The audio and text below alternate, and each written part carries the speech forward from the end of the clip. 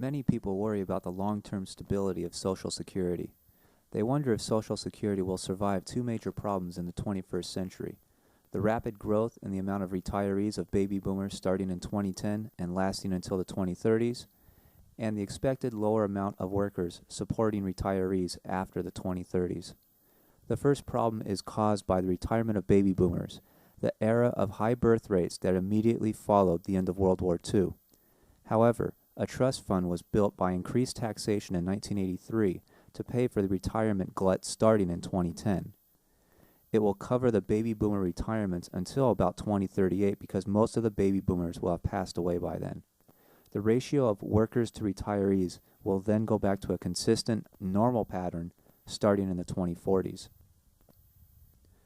The only long-term challenge to Social Security will be the slow but steady drop in birth rates that have occurred since the early 1960s. Economists often argue that the best ratio of workers to retirees is about 3.3 workers for every retiree. If birth rates continue to hold their slow and steady decline over the last few decades, the United States is estimated to have only about 2 workers for every retiree by the 2080s.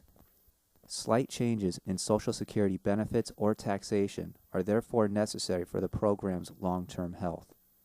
It would be extraordinarily difficult and possibly inhumane and unfair to cut benefits for retirees who have worked, saved, and planned their retirement for several decades, so it is best to change the tax rates slightly.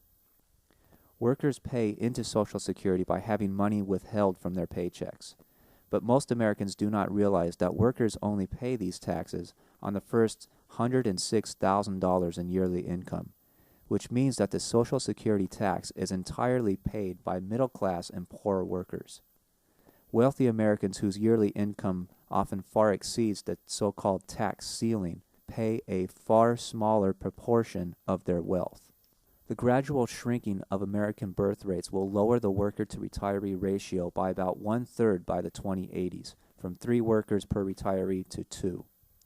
Therefore, we must consider long-term solutions.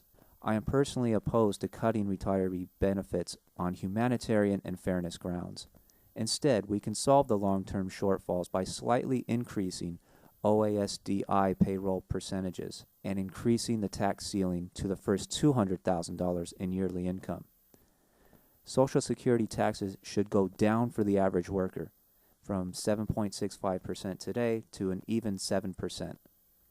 This is because hospitalization insurance, HI, would be unnecessary if the United States were to transition to a universal health insurance program.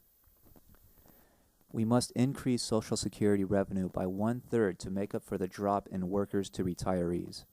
The easiest way to do that is to raise the so-called tax ceiling from the current $106,000 per year to $200,000 per year. Revenue would rise dramatically, as illustrated here. Workers are not the only people paying into Social Security.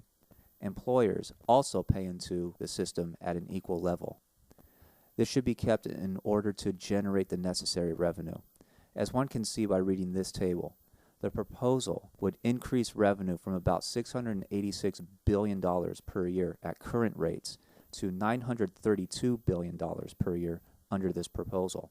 The increase of about 36% would easily cover the drop in worker-to-retiree ratios into the 2080s. However, there would be little point in raising 1/3 more revenue if the system then pays that money out to people making up to $200,000 per year.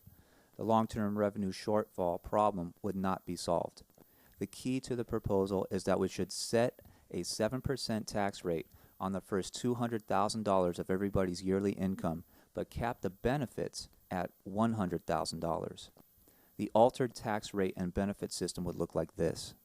The proposal would generate enough extra revenue from people making over $100,000 per year to allow Social Security to survive the shrinking worker-to-retiree ratios that economists are predicting to occur over the next 70 years.